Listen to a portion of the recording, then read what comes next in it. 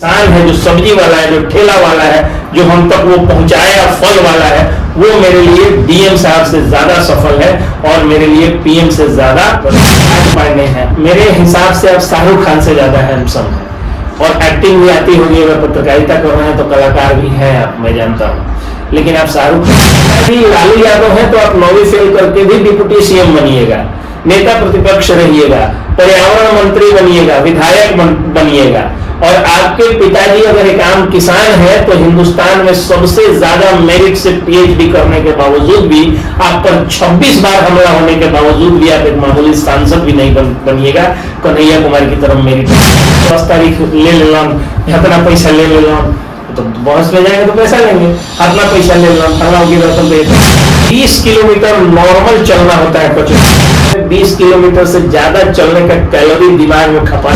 4 kilometre के periphery में अगर आपका बना बनाया घर नहीं है और मिनिमम 7 साल तक आपको बैठ करके खाने का पैसा नहीं है तो आप वकालत में नहीं।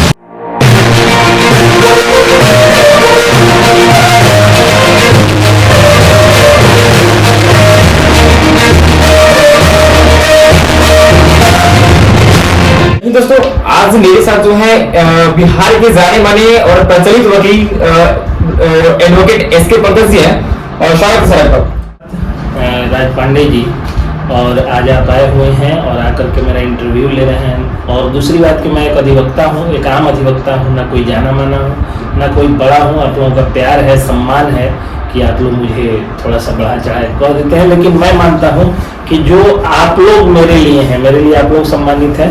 मेरे लिए मेरे जो जितने भी वकील हैं, हमको जो जानने वाले लोग हैं, मेरे श्रेष्ठ जन हैं, स्वजन हैं, प्रियजन हैं, उन लोगों के लिए मैं एक अच्छा व्यक्ति हूँ और वो लोग मेरे लिए भगवान है। मेरे बनने के लिए क्या क्या करना पड़ता है, मतलब एक नॉर्मल इंसान को जो है अपनी करियर की जो शुरुआत करता है और सफलता तक क्या क्या कठिनाइयों का सामना करना पड़ता है? वैसे पहली बात तो ये कि आपने पूछा कि एक सफल वकील बनने के लिए क्या क्या करना होता है, और दूसरी बात आपने पूछा कि एक सफल इंसान को सफलता पाने के लिए क्या करना होता है। तो इंसान को सफलता पाने के लिए अगर आप किसी मोटिवेटर को सुनेंगे तो वो लोग कहेंगे कि आपको बहुत ज़्यादा मेहनत करना होता है, आपको दिन रात ये करना होता है। ऐसी कोई बात नहीं होती है। मेहनत तो रिक्शा वाले लोग ज़्यादा करते हैं, लेकिन उनसे ज़्यादा सफल उनका ठेकेदार होता है जो उनको जो है भाड़े पर देता है।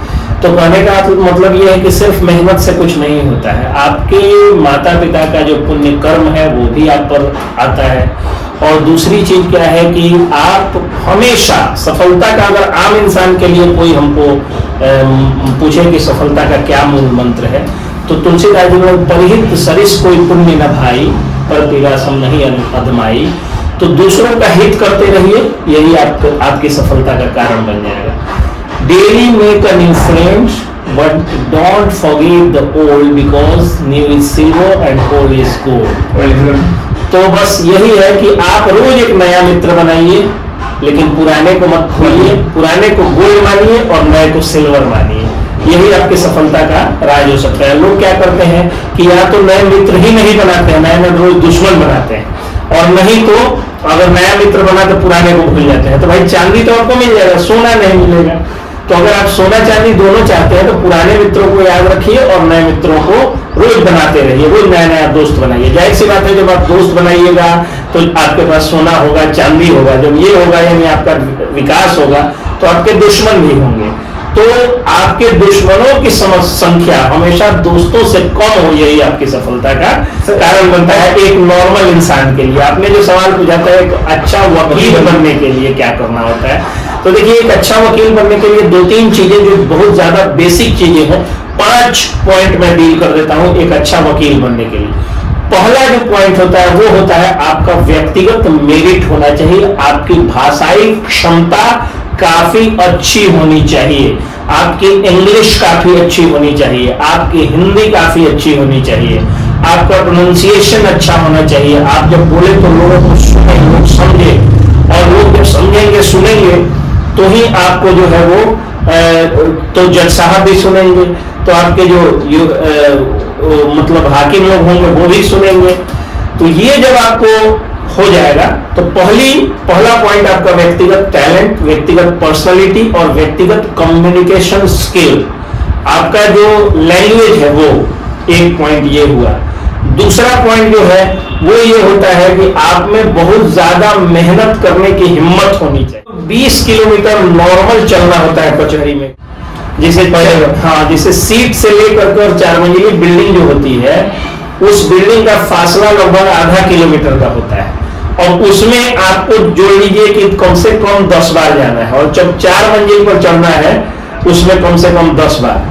तो इस हिसाब से जब जोड़िएगा, ऊंचाई चढ़ना, पहाड़ चढ़ना, एक तरह से नहीं होता है कि हाँ कोनो पहाड़ चढ़ने के बाद काफी टफ होता है तो वो चढ़ना, वो भी दौड़ के चढ़ना। एक कोर्ट में भी बॉस समाप्त हुआ नहीं तब तक दूसरे का टाइम लग रहा है, तो दौड़े हुए जाना, तो ले दे करके अप डाउन, फिर जो है वो कभी उधर जाना है, दूसरा एरिया में कचहरी बना हुआ है, कभी दूसरे कोर्ट में जाना, ये सब अगर देखिएगा सब पैदल होता है, पार्किंग एक ही जगह होती है, सब पैदल जाना होता है। इस हिसाब से देखिएगा तो 20 किलोमीटर लगभग एक नॉर्मल अधिवक्ता को चलना होता है, और उस 20 किलोमीटर में 20 किलोमीटर से ज्यादा चलने का कैलोरी दिमाग में खपाना होता है। आपको जो है वो प्लेंट लिखना है, कंप्लेंट लिखना है, प्रोटेस्ट लिखना है, तो सारा बैठ के हाथ से लिखना होता है, अगर टाइपिस्ट है तो टाइप करवाना होता है, नहीं तो खुद से टाइप करना होता है। तो एक तो मेहनत बहुत ज्यादा होती है। दूसरा पॉइंट ये हुआ कि मेहनती आप होनी चाहिए। तीसरा कि मेहनती हर व्यक्ति होता है और टैलेंटेड भी हर व्यक्ति होता है। राज पांडे हैं, मेरे हिसाब से अब शाहरुख खान से ज्यादा हैंडसम है, और एक्टिंग भी आती होगी, अगर पत्रकारिता कर रहे हैं तो कलाकार भी हैं आप, मैं जानता हूँ, लेकिन आप शाहरुख खान नहीं, आप सलमान खान नहीं बन सकते हैं क्योंकि आप सलीम खान के बेटा नहीं है। आप अभिषेक बच्चन नहीं बन सकते हैं क्योंकि अमिताभ बच्चन के बेटा नहीं, और आप अमिताभ बच्चन भी नहीं बन सकते हैं क्योंकि हरिवंश राय बच्चन के आप बेटा नहीं।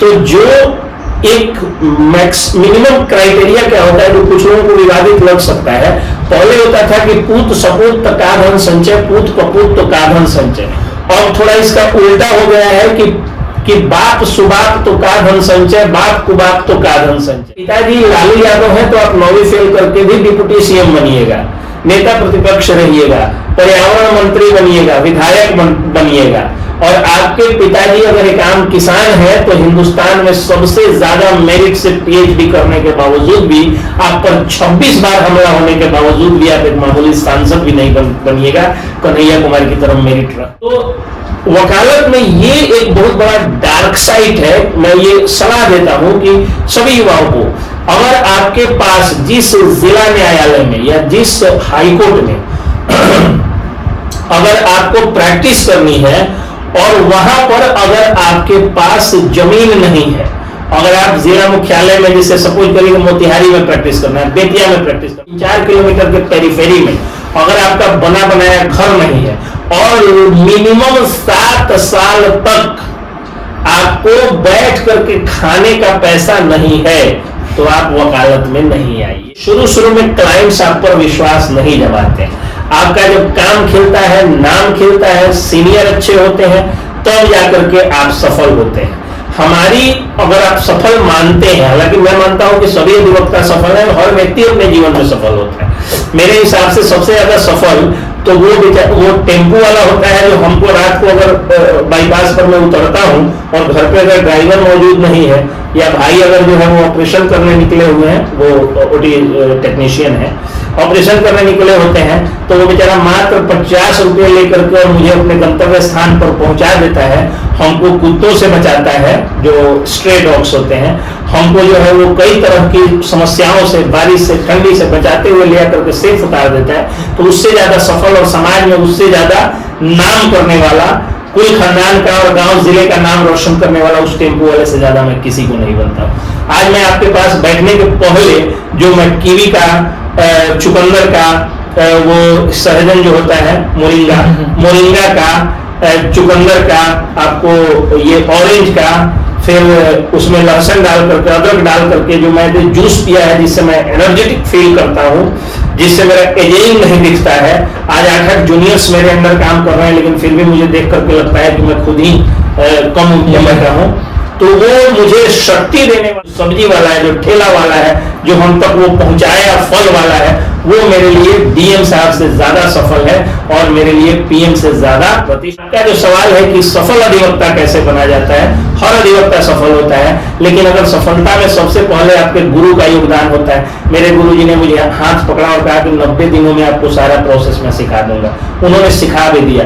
मेरे सीनियर ने, मैं 2 दिन का था, जब एक इंटरव्यू चल रहा था, तो मेरे सीनियर ने मुझे उस इंटरव्यू में मुख्य रूप से जगह दिया और लोगों को कहा कि मेरे ये मीडिया इंचार्ज है। तो ये सब जो है वो सफलता में बहुत बड़ा योगदान होता है। जो मेरा व्यवहार था उनके प्रति, जो मेरी गुरु भक्ति थी, जो मेरी सीनियर के प्रति भक्ति थी। और दूसरा सबसे बड़ी बात है कि मैं एक दरोगा का बेटा हूँ, तो मेरे पिताजी का वेतन लगभग 80 से 90 हजार रुपया है। मैं एक जमींदार का पोता हूँ। करोड़ों अरबों रुपए की जमीन कचहरी से, कोर्ट कैंपस से महज 1 किलोमीटर के अंदर में करोड़ों अरबों का मेरा जमीन जायदाद है। हमको रूम रेंट नहीं देना था, हमको खाने पीने का नहीं सोचना था, ये सब नहीं सोचना था। इसके बावजूद मैं स्वाभिमानी था, तो मैं सब कुछ अपने से किया। लेकिन कम से कम अगर नहीं भी चलता तो हमको रूम रेंट नहीं देना था, हमको जो है वो गेहूं चावल आटा कहाँ से आएगा इसकी चिंता नहीं थी, सब्जी कहाँ से आएगा ये चिंता नहीं। अगर आपके पास कोई भी वकालत करने आ रहा है, अगर उसके पास ये चीजें हैं तो ही वो वकालत करने आए। मेरा देख करके मैं देख रहा हूँ कई लोग अपने बच्चों का एडमिशन करा दिए तो वकालत में, तो उन लोगों को क्या लगता है कि मेरा जो रील है उसी तरह मेरी जिंदगी होगी, रियल लाइफ में भी उस तरह की जिंदगी होगी। तो रील में तो इसलिए मैं अच्छा दिखता हूँ ना कि मेरे पिताजी ने हमको शुरू से गाय भैंस का दूध पिला करके 6 फुट 1 इंच का जवान बनाया। हमको जो है उन्होंने सही पोषण दिया। इसमें मेरा क्या है? मेरा तो कोई नहीं। आप बहुत हैंडसम है तो इसमें आपका क्या रोल है? इसमें तो आपके मम्मी पापा का योगदान है। तो कहने का मतलब है क्रीम पाउडर लगा करके तो मैं उस तरह दिखता नहीं हूँ, चाहे बलून लगा करके तो फूल नहीं जाता हूँ। तो 6 फुट 1 इंच का शरीर है, मैं चलता हूँ या दिखता हूँ तो लोगों को लगता है कि हाँ ये बहुत सफल व्यक्ति होंगे। तो ये मेरे पिताजी का है। जो घर आप देखते हैं वो मेरे दादाजी का है, मतलब ये पुश्तैनी संपत्ति पर बना हुआ है, जिसमें हम लोगों का, पिताजी का, मेरा और मेरे छोटे भाई का योगदान है। हम लोग कमा करके अपना बनवाए हुए हैं। तो कहने का अर्थ यह है कि सारी चीजें, अगर आपके पास गाड़ी चलने को हो, पेट्रोल डालने को हो, खाना पीना जो है वो ढंग से खाने को, बच्चे का फीस देने को हो, पत्नी का सारा जो है सुख सुविधा देने के लिए अगर आपके पास उतना साधन है तो आप वकालत में आइएगा, वरना नहीं आइएगा। वरना आपके लिए वकालत पेशा नहीं है। देखिए एक लौता पेशा ऐसा होता है जिस पेशे को करने के पहले कहा जाता है कि आपके पास पैसा होना चाहिए। एक एसपी जो इतना बड़ा पद होता है वो ज्वाइनिंग के समय में टूटा हुआ चप्पल पहन के जा सकता है। जब वहां जाएगा, जब उनको भर्ती लिया जाएगा एकेडमी में, तब उनको वर्दी दिया जाता है, सरकार के तरफ से पैसा दिया जाता है या वर्दी दिया जाता है। लेकिन एक वकील को 1 रुपया सरकार नहीं देती और कहती है कि आपका सूट होना चाहिए, पंच होना चाहिए, आपका जो कोट होना चाहिए, बूट पॉलिश होना चाहिए, दाढ़ी बना हुआ होना चाहिए, आपका जो है वो टाई लगा होना चाहिए, नेक बैंड लगा होना चाहिए, बूट पॉलिश होना चाहिए, कोट साफ होना चाहिए और व्हाइट कलर के ड्रेस के मेंटेनेंस का खर्चा आपके पास होना चाहिए। यानी सीधा शब्दों में है कि ये समृद्ध लोगों का पेशा है। अगर समृद्धि नहीं है तो फिर इसमें आने की जरूरत नहीं है। अब लोग कहेंगे कि अगर कोई अमीर घर का लड़का आना चाहे तो आ सकता है कि नहीं, तब तो गरीब घर का लड़का नहीं आएगा। तो अमीर घर का लड़का तभी आए जब, देखिए कितने भी आप अमीर हैं लेकिन माता पिता का ताना थोड़ा बहुत मिल ही जाता है। अगर उनकी कमाई खाइएगा तो मिल ही जाता है। उस ताना को अगर सह करके, बहरा होकर के अगर 10 साल सहने की औकात हो तभी आइए।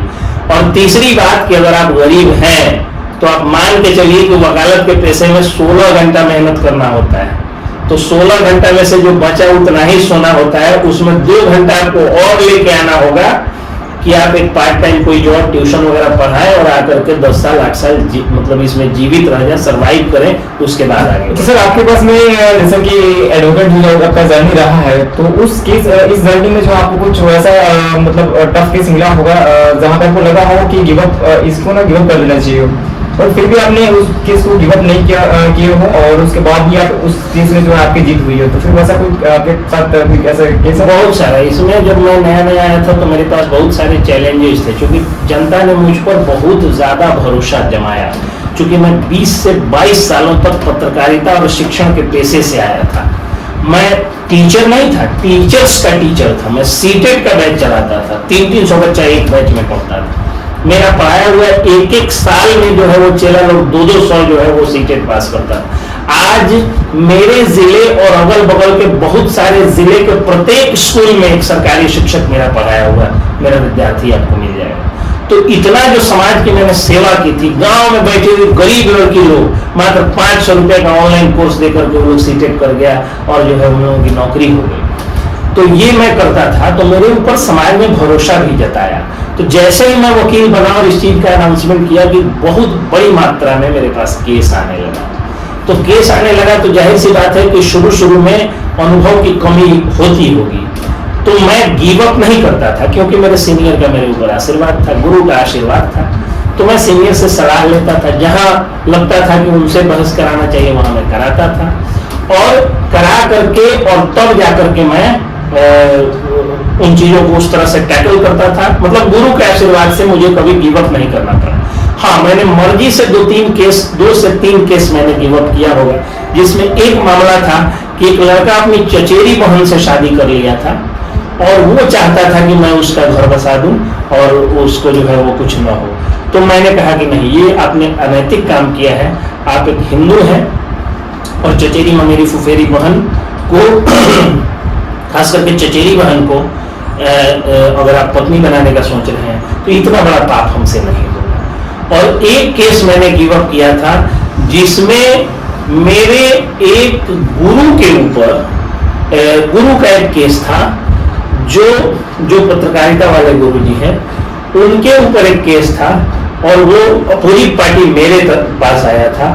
तो मैंने कहा कि नहीं, मानता हूं कि प्रोफेशनल इथिक्स है मेरा, लेकिन नहीं, मैं अपने गुरु को, जिनको मैं गुरु या गुरुदेव या भगवान कहता हूँ, उनको मैं कोर्ट में जाकर के गुंडा माफिया कहूँ, गड़बड़ आदमी कहूँ, तो मेरी जुबान गिर जाएगी। तो इस तरह के एक आध केस है जो मैंने गिव अप किया था। तो नए जनरेशन के लोग अभी आ रहे हैं, जो बच्चे हैं और जो लोग वकील बनना भी चाहते हैं या मतलब ट्राई कर रहे हैं बनने के लिए, तो उनको जो है सच्चाई और अच्छाई के रास्ते पर चलने के लिए आप क्या संदेश देना चाहिए? बस पहली बात तो मैं ये कहूँगा कि अगर 10 साल तक, तो उस 10 साल में शादी भी हो जाएगी। 5 साल का कोर्स होता है, तो नॉर्मली आदमी 16, 17, 18 वर्ष में तो इंटर करता है, 16 से 18 के बीच में। तो उसमें 5 जोड़ दीजिएगा तो 21 से 23, 24, 25 तक जो है वो आदमी LLB करता है। तो उस समय तक शादी की उम्र हो जाती है। तो आप LLB करिएगा, आपका इन्वॉल्वमेंट होगा और विवाह हो जाएगा आपका। तो विवाह हो जाएगा तो कमाई नहीं होगी, कमाई नहीं होगी तो फिर दिमाग में डिप्रेशन, सुसाइडल टेंडेंसी इत्यादि आता है।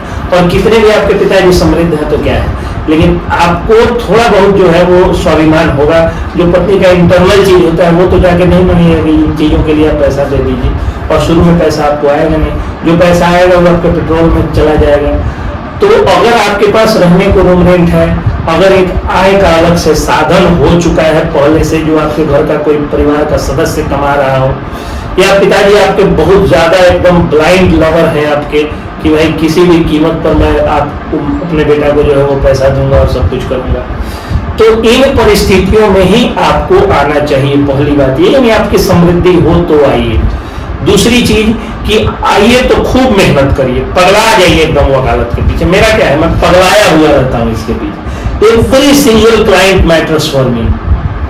मेरे पास आज मुझे जो भी काम में जाना था, लेकिन एक सिंगल क्लाइंट ने आज जो है वो फोन किया है, और सिंगल क्लाइंट के कारण मैं ऑफिस में रुक गया हूँ। और रुक गया हूँ तो आप आए तो आज इंटरव्यू भी हो रहा है। तो अब सिंगल के लिए रुका हूँ तो 7-8 क्लाइंट आ गए। तो कहने मतलब वो 8 क्लाइंट जो है वो 4 सालों में 80 क्लाइंट बन के आता है। तो आपको क्या करना है, इसके पीछे पगला आ जाना है एकदम। उसके अलावा जो सामाजिक जिम्मेदारियां होती है उसको मैं खूब निभाता हूँ। तो प्रोफेशनल के साथ साथ सोशल जिम्मेदारी भी मेरी कुछ होती है, वो जरूर मैं निभाता। कुछ ऐसा चीज लगता है कि हाँ केस आया और इसका निदान न्यायालय से नहीं हो सकता है, तो मैं उस पर वीडियो बना देता हूँ। तो प्रतिदिन एक वीडियो सामाजिक और कानूनी जागरूकता के लिए, प्रतिदिन जो है वो सबसे पहले जाना और सबसे लास्ट में कचहरी से आना, और प्रतिदिन सबसे ज्यादा देर तक 12 बजे तक 1 बजे तक रात को ऑफिस में काम करना। अगर ये मेहनत आप करते हैं तो आप निश्चित रूप से सफल होंगे।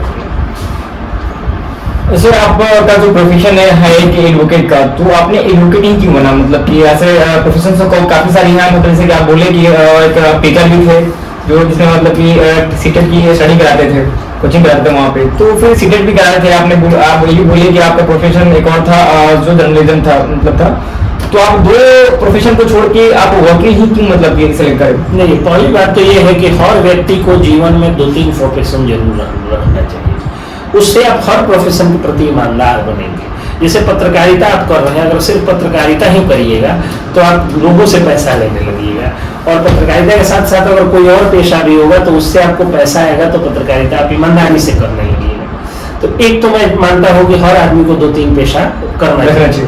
दूसरी चीज क्या होता है कि हर एक दूसरा पेशा एक दूसरे का कोऑर्डिनेशन बन जाता है। जैसे मैं पत्रकारिता के जो पत्रकार है वो मेरे क्लाइंट बनते हैं, और मैं वकालत करता हूँ तो वकीलों को जो न्यूज कराने की जरूरत होती है तो वो लोग आकर के उनका हेल्प करते हैं। तो एक दूसरे का ये पेशा जो है वो पूरक बन जाता है। तो एक तो ये बात हो गई। दूसरी बात फिर ये हो जाती है कि मैं क्यों चुना व्यक्तिगत रूप से। तो देखिए, वकील बनने के प्रति फैसिनेशन तो शुरू से ही था। जो वकीलों वाली फिल्म थी मुझे बहुत अच्छी लगती थी, दामिनी फिल्म का वो डायलॉग तारीख पर तारीख, वो मुझे लगता था कि कोर्ट में अगर जाऊं तो मैं भी इसी तरह डायलॉग मारूंगा। तो ये फैसिनेशन बहुत ज्यादा था। तीसरी बात क्या है कि समाज में जो अन्याय होता है उस अन्याय से लड़ने के लिए सबसे सेफ प्रोफेशन जो होता है वो ये एडवोकेसी होता है। जैसे एग्जाम्पल के तौर पे आप एक पत्रकार हैं, आप किसी भ्रष्टाचारी ठेकेदार या किसी नेता वगैरह का पोल खोल कर दिएगा तो तुरंत आपका कोई ना कोई एडिटेड ऑडियो वीडियो बना करके वायरल कर देगा कि घूस मांग रहे थे। उससे भी नहीं होगा तो FIR कर देगा। अगर एक वकील के प्रति ये काम कोई कुछ नहीं होगा तो किसी लड़की से आपको फोन करवा देगा और हनी ट्रैप में फंसवा करके आपको जो है आपका चरित्र हनन कर देगा। लेकिन अगर एक वकील के साथ होता है तो ये सब कुछ नहीं होता है। हमारा रंग ही जो है वो कोर्ट का काला है, इस पर कोई दाग नहीं टिकता है। आप हमको घूसखोर कहिएगा, हमारे क्लाइंट में खुशी हो जाएगी कि चलिए पैसे ले दे के मैनेज कर देते होंगे। आप हमको जो है वो दबंग कहिएगा, लंठ कहिएगा तो लोगों को लगेगा कि भाई बड़ा दबंग वकील है, हमारे विरोधी पर लंठ हयो होकर दबा देगा। आप हमको घूसखोर कहिएगा तो वो मेरा फीस है। वकील का कोई घूस होता नहीं है, वो फीस ही होता है। आप हमको कुछ भी कहिएगा उसका पॉजिटिव इम्पैक्ट सोसाइटी पे पड़ता है। तो इकलौता यही प्रोफेशन मुझे लगता था कि मेरे विरोधियों का हर तीर और हर चीटा इस पर खप जाएगा, इसलिए मुझे लगता था कि ये प्रोफेशन सही है। लेकिन इसके बावजूद भी मैं हिम्मत नहीं जुटा पा रहा था क्योंकि मेरे पास उतना पैसा नहीं था। मैं स्वाभिमानी व्यक्ति हूँ। इंटरमीडिएट के बाद पापा जी से एक पैसा नहीं लिया है, 90,000 का महीना, लेकिन मैंने नहीं लिया। वो चाहते थे देना, लेकिन हम कहते थे कि ये पैसा आप हनुमान जी के मंदिर में लगाइए। हनुमान जी मेरा करियर बनाए थे और वही बनाए भी। तो मुझे लगता था कि मैं ये काम नहीं करूंगा कि हम जो है वो किसी के सामने जो है हमको झुकना पड़े। तो इसके लिए एडवोकेसी बहुत जो है वो सेफ प्रोफेशन था। लेकिन इसके बावजूद जब मैं टीचिंग में गया तो बहुत मान सम्मान मिला, लोगों का जो है वो बहुत ज़्यादा सम्मान मिलने लगा।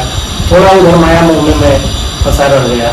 लेकिन मेरे पूज्य पिताश्री का आदेश था कि मुझे वकील ही बनना है, क्योंकि मेरे पापा जो है वो पुलिस में, तो पुलिस पर हमेशा वकील डोमिनेट कर जाते हैं। तो उनको लगता था कि अगर मेरा बेटा भी ये बने तो बड़ा आदमी कहा जाएगा।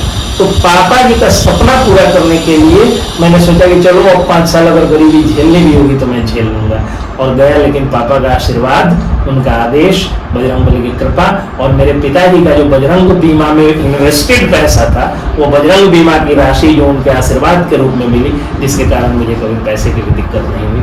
और आज मैं उतना कमा लेता हूँ कि अगर कोई 20 लाख रुपए का महीना भी कमाता होगा तो मुझसे ज्यादा सुखी नहीं रह सकता है। और सर एक और क्वेश्चन बनता है, जैसे कि जो एडवोकेट होते हैं, मतलब कि या कि सफल हो, सक्सेस हो या अनसक्सेसफुल है, मतलब जो टाइप के जो वकील होते हैं, तो उन लोगों को कौन सी कठिनाइयों का सामना करना पड़ता है वैसे? पहली कठिनाई आर्थिक समस्या, कि शुरू में जब आपका नहीं चलता है तो पैसे की कमी होती है। दूसरी कठिनाई कि चलने के बावजूद भी गांव का जो बैरिस्टर सब, तथाकथित बैरिस्टर सब बैठा हुआ है, गांव का दलाल सब, वकील सब, वो सब क्लाइंट को इधर उधर तोड़ मरोड़ के केस करने की बात करता है। जैसे कोई केस का जजमेंट है और जजमेंट में अगर जजमेंट के लिए आपको बहस करना है, आर्गूमेंट में चल रहा है और आपका एक दिन में बहस नहीं हो रहा है, उसको आप 10 दिन बहस करना चाहते हैं बेटर से बेटर ढंग से, तो क्या होता है कि आप चाहते हैं कि 10 दिन क्लाइंट को बुलाया जाए। अब जो वीटीज होते हैं, जो विलेज टाउट्स, जो दलाल होते हैं, ये लोग क्या करते हैं, कन्विंस करने लगते हैं कि नहीं 10 तारीख ले लें, इतना पैसा ले लें, तो बहस में जाएंगे तो पैसा लेंगे, इतना पैसा ले लें, फला होगी रकम पे इतने, तो ऑलरेडी 7 बहस में हो चुका है। और वो क्या करेगा, दूसरे के पास भेज देगा तो 3 ही बहस होगा, तो बताएगा कि देखो 3 में कर दिए, 7 लगाए। और अगर आप उनको समझा भी देते हैं कि देखिए ये आपके लिए अच्छा होगा, तो वीटीज जो है उनके कान में भरे रहते हैं विलेज टाउट्स, तो वो पूछते हैं कि अच्छा बस वो बहस हो गई तो गारंटी बाद मुझे कम हो जाए, तो गारंटी तो कोई ले नहीं सकता। अगर आपको ये गारंटी ले रहे हैं और कहीं अगर दुर्भाग्य से नहीं होगा तो फिर आप पर एक प्रश्न चिन्ह लगेगा कि भाई आप हमारे साथ गलत कर लिए, जाकर 10 जगह कहेगा। और अगर आप जो है वो नहीं कहें तो वो आपके पास से ही भाग जाएगा। अब आपका बना बनाया घर जिसका आप छत ढाल चुके थे और अब जो है वो क्या किया कि छत अभी सेंट्रिंग लगा ही हुआ है, तब तो सारा बांस उखाड़ के फिर ढाल के दूसरे से डलवाएगा। ये सारी कठिनाइयां हो जाता है। मतलब गांव के दलाल और आर्थिक संकट, ये दो चीजें जो है तो आर्थिक संकट से हम लोग बाहर निकल चुके हैं। लोगों का जो है वो मान सम्मान प्यार इतना मिल गया कि उतनी फाइलें हो गई कि अब टेंशन नहीं है, पैसे की कमी नहीं होती है। लेकिन ये जो गांव के दलाल लोग जो मिसगाइड करते हैं उनसे अक्सर समस्या होती है। अच्छा, वैसे आपको वैसे कठिनाइयों का सामना वो एक्चुअली करना नहीं पड़ता होगा, जैसे कि कोई केस आपको मिला होगा जरूर कि जिसमें जो है बड़े दबंग हो, मतलब विपक्षी में केस का मतलब जो है वहाँ पे बड़े दबंग है और आप जो है थोड़ा सा लूज पड़ रहा है, तो फिर उसका सामना क्या करें? ये जो है जो दबंग हुआ, बाहुबली हुआ, अपराधी हुआ, गुंडा हुआ, माफिया हुआ, इन्हीं लोगों के खिलाफ तो ज्यादा केसेस आते हैं मेरे पास, क्योंकि हम इनके खिलाफ बोलते रहते हैं। आप किनकी तरफ से बोलते हैं? जो दबंग होते हैं उनको? जो दबंगों के द्वारा पीड़ित होते हैं। अच्छा, दबंगों के द्वारा पीड़ित होते हैं। अगर दो लोग मेरे पास केस लेकर के इक्वल टाइम में आए, पहले तो जो पहले केस लेके आएगा मैं उसका हो गया, वो अच्छा हो बुरा हो इससे मतलब नहीं। लेकिन अगर दो लोग सेम टाइम में पहुंच गए, जिसमें एक अमीर है गरीब है, तो मैं गरीब का केस लेता। अच्छा, इसीलिए कुछ मीडिया वाले हमको गरीबों का मसीहा बढ़ा चढ़ा कर बोल देते हैं, भाई हम अपने गरीब है, गरीब का मसीहा कहाँ से हो? अच्छा सर, गरीब के मसीहा सिर्फ बजरंग बली हनुमान जी है, कलयुग में वही गरीब के मसीहा है। हम लोग तो अपने गरीब, हम लोग कहाँ गरीब के मसीहा है? लेकिन मेरी चॉइस होती है कि मैं गरीबों के साथ खड़ा हूँ। सर एक क्वेश्चन बनता है, जैसे कि अभी आप बोले कि जो भी हो, मतलब कि चाहे दबंग हो और दबंग पर्सन हो, या कि मतलब कि जो पीड़ित पर्सन हो, मतलब मान लो जो पीड़ित है और जो दबंग है, तो आप बोले कि हाँ जो फर्स्ट में आएगा उसी को मैं पहला फर्स्ट प्रेफरेंस दूंगा। तो मान लीजिए कि अगर वैसा केस आपको मिलता है कि जहाँ पे दबंग जो है फर्स्ट टाइम आपके पास में आता है और जो पीड़ित है वो आपके पास सेकेंड टाइम आता है, या नहीं वो आपके अगेंस्ट में हो, तो फिर आप वैसे केस में कैसे कीजिएगा? आपको पता भी, आपको मैं बता रहा हूँ कि मतलब आपको पता भी है कि दबंग गलत है, तो उस कंडीशन में क्या करते हैं? पता तो होता ही नहीं है। सबसे बड़ी बात यह है कि वकील को नहीं पता होता है कि अगला आदमी दोषी है नहीं। सब लोग ऐड करता है कि हम निर्दोष हैं। पर्सनली हमको तो जरूर करता है कि निर्दोष, क्योंकि हम सोशल मीडिया पे एक्टिव रहते हैं, तो गलत लोगों के खिलाफ इतना लिखते हैं कि अगर गलत आदमी केस देने भी आता है तो कहता है कि हाँ हम सही है, और अपना वो पॉइंट भी लेके आया। और दुनिया में कोई भी चीज पूरी तरह सही और पूरी तरह गलत नहीं हो सकता है। एक मर्डर भी जो है वो, अगर जैसे मान लीजिए किसी लड़की की इज्जत लूटी जा रही है, कोई बात है उसकी बेटी की कोई इज्जत लूट रहा है, तो अगर वो मर्डर कर देता है, हत्या कर दे रहा है, तो नैतिक पैमाने पर और धार्मिक पैमाने पर तो वो गलत है, कानून की नजर में गलत है। तो कानून का एक सच्चा योद्धा होने के नाते, एक सिपाही होने के नाते, कानून का जो है वो पुजारी होने के नाते मेरा काम है कि अगर वो धार्मिक रूप से सही है तो कानूनी रूप से भी उसको सही करने के लिए मैं सारी कोशिश करूं। तो कोई भी दबंग व्यक्ति जो आता है वो ये नहीं करता है कि मैं दबंग हूं, मैं ये हूं। वो ये करता है कि हाँ ठीक है, हम इंटरप्रेन्योर हैं, हम जो है आगे बढ़ रहे हैं और अगले लोग हमसे जो है वो जलन है, हमको जो है वो दबाना चाह रहे हैं। तो जो वो बोला मैं उसी को सुन के काम करूंगा। तो मेरी चॉइस ये नहीं हो सकती है सही या गलत। सही या गलत साबित करना अदालत का काम है, कोर्ट का काम है। मेरा काम है जो मेरे पास आया उसका डिफेंस करना, उसका बचाव पक्ष रखना, बचाव में जो उसका पॉइंट है वो रखना। अगर उसके पास बचाव का पॉइंट नहीं होगा तब भी मैं लड़ूंगा, अपना काम करूंगा, अपना फीस लूंगा। अगर कोर्ट को लगेगा कि वो गलत है, ऊपर वाले की अगर कोर्ट के माथा पर और कलम पर बैठ करके अगर उसको सजा देना तो सजा होगी। ऐसे हनुमान जी की कृपा से मेरे केसेस में आज तक मैं हार बहुत कम ही, मतलब नहीं के बराबर ही हार हुई है मेरी, क्योंकि मैं सही केस ही ज्यादा मेरे पास आते हैं। तो ये बात उसमें हो जाती है। मतलब मैं कैसे डिसाइड कर सकता हूँ कौन सही है कौन गलत है? ये डिसाइड करना जो है वो इसका पॉइंट तैयार करना पुलिस का काम है, इन्वेस्टिगेशन करना, सुपरविजन करना और जजमेंट देना कोर्ट का काम है। मेरा काम है मेरे क्लाइंट के पक्ष में आर्गुमेंट करना, उसमें काम करना। दूसरी बात ये हो जाती है कि इन सब के बाद तो फिर कैसे, तो देखिए उसके लिए बहुत सुंदर बात महाभारत में दिखाया गया। बर्बरिक जो थे, बर्बरिक ने क्या किया कि कहा था कि भाई हमको मतलब नहीं है कि कौरव सही है कि पांडव सही है। कौरव को अगर हम सही करते हैं तो फिर जो साड़ी खींच दिया है औरत का वो सही नहीं हो सकता है, और पांडव को सही कहते हैं तो जो जुए में औरत को हार गया वो भी सही नहीं हो सकता है। और अगर हम द्रौपदी को सही कहते हैं तो जो अपने जो है वो भसुर का या मतलब पति के खास चचेरे भाई का जो उपहास करती है, अंधे का बेटा अंधा, ससुर को अंधा कहती है, वो भी गलत है। और जो अपने एक राजस्वला स्त्री राजकुल भरतकुल की जो है वो बहू को अगर कोई सरेआम नंगा करने की चाहत रखता है, जान पर बैठाने की बात करता है, वो भी गलत है। तो इस तरह से देखिएगा तो हर आदमी विलेन है और हर आदमी हीरो है। तो फिर किसके साथ जो है वो होना चाहिए?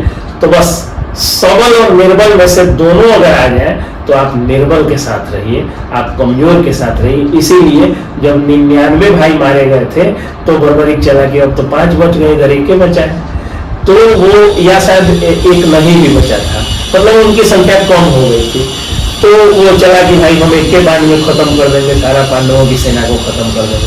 तब श्री कृष्ण भगवान पंडित के रूप में टेस्ट लेते हैं और टेस्ट लेके सारे पत्तों को छेद करते हैं। एक पत्ता दावे थे उसको भी छेद करने के लिए पैर खींचना पड़ता है। तो उन्होंने कहा कि तुम महाबली हो, तुम सदैव पूज्य हो, लेकिन तुम हम बस आशीर्वाद के बहाने उसका गर्दन काट करके बिठा दिए। वो दुनिया का सबसे बड़ा क्लोज सर्किट सीसीटीवी कैमरा बना। पूरे महाभारत का जो सारा रियलिस्टिक स्टोरी है बाद में उन्होंने सुनाया। और भगवान श्री कृष्ण ने कहा कि तुम रानी सती दादी के कोख से श्याम बाबा के रूप में जन्मोगे और जन्मने के बाद तुम्हारी पूजा होगी। तो अगर आप कमजोर के साथ रहते हैं तो सदैव आपकी पूजा होगी, अगर आप बलवान के साथ रहते हैं तो पूजा नहीं होगी। कोई मायने मतलब नहीं रहता है कि कौन सही है या कौन गलत है। अच्छा सर, जैसे कि आप एक बार बोले थे कि जो 12th के बाद में जो आपने पापा जी से जो 1 रुपया भी नहीं लिए थे, तो फिर आपका जो है कैसे सर्वाइव करे थे? ट्यूशन पढ़ाए। अच्छा सर, 12th के बाद मैं जो है वो इंटर किया तो इंग्लिश में BA का पढ़ाने लगा।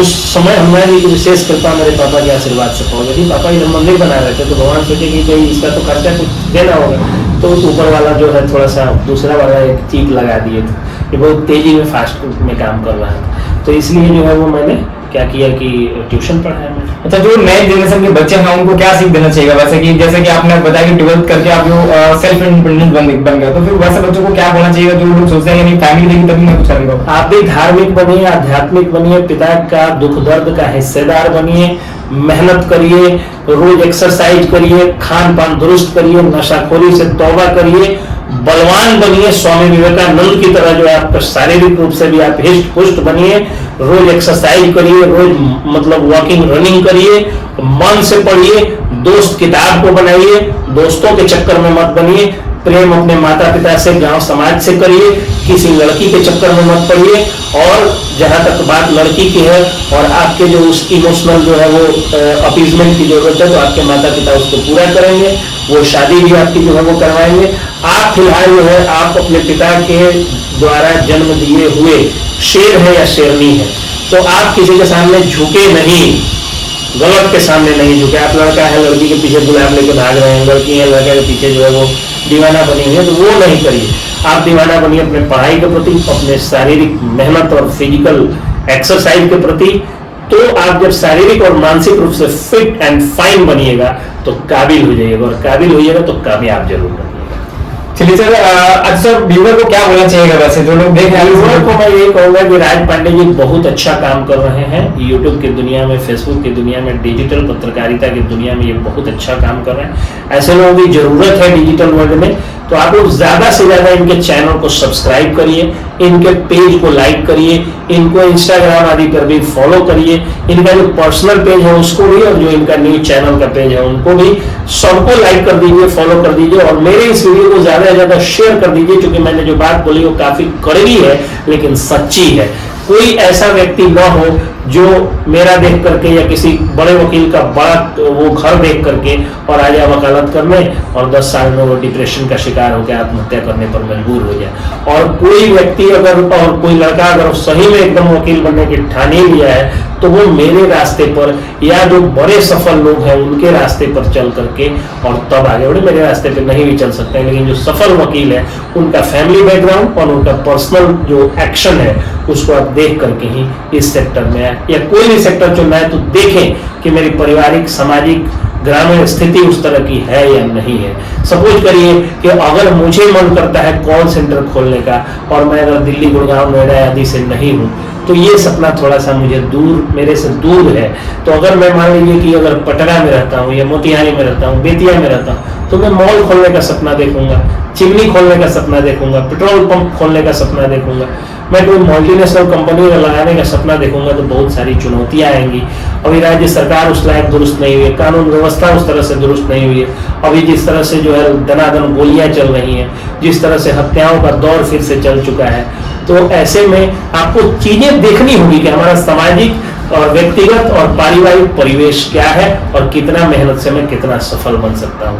इसके लिए आप ऐसे ऐसे लोगों को जरूर आगे बढ़ाएं जो अश्लील लोगों का वीडियो जो है वो बनाते हैं, जो गंदी गंदी चीजों को दिखाते हैं, उनको मत देखिए। अच्छी चीजों को देखिएगा तो आपका और आपके बच्चों का संस्कार उतना बढ़ जाएगा, आप इतने मजबूत बन जाइएगा कि कोई भी व्यक्ति सूरज की भांति आपके चमकते हुए चेहरे को देखेगा अगर गलत नजर से, तो उसकी आंखों में आंसू आ जाएगा और उसका सिर नीचा हो जाएगा।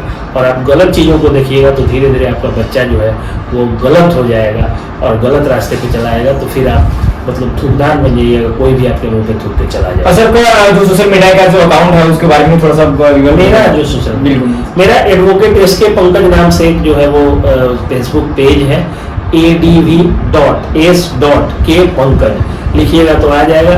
अधिवक्ता एसके पंकज हिंदी में लिखिएगा तो मेरा प्रोफाइल एक और पेज आ जाएगा। Advocate SK Pankaj legal and social awareness YouTube पे सर्च करिएगा वो भी आ जाएगा। एडवोकेट एसके पंकज या अधिवक्ता एसके पंकज आप इंस्टाग्राम पे भी सर्च करिएगा वो भी आ जाएगा। इसके अलावा कई सारे चैनलों का मैं लीगल एडवाइजर हूँ जहाँ गाये बगाए मेरी सामाजिक और कानूनी चेतना की बातें आती हैं, जो मिलियंस में फॉलोअर्स रखते हैं। तो आप मुझे कहीं भी ढूंढिएगा मैं मिल जाऊंगा। वो है ना, एक बहुत मशहूर शायर का है कि अगर मुझसे मिलने का मन हो तो थोड़ा समय खर्च करना, मुझसे मिलने का समय मन हो तो थोड़ा समय खर्च करना, मैं YouTube पर मिलूंगा, मुझे गूगल पर सर्च करना। वाह वाह क्या बात है। तो चलिए इसी वजह से जो आप लोग सर के लिए एक लाइक वीडियोस को लाइक कीजिए और सर के चैनल को भी सब्सक्राइब कीजिए। और इस वीडियोस को अगर आप फेसबुक यूट्यूब या इंस्टा तीनों जगह पे कहीं भी प्लेटफॉर्म पे देख रहे हैं तो आप चैनल को या पेज जो भी है या प्रोफाइल है तो उसको आप लोग जो है सपोर्ट कीजिए। और चलिए फिर मिलते हैं किसी नेक्स्ट वीडियो में, तब तक के लिए बाय बाय, टेक केयर, जय हिंद।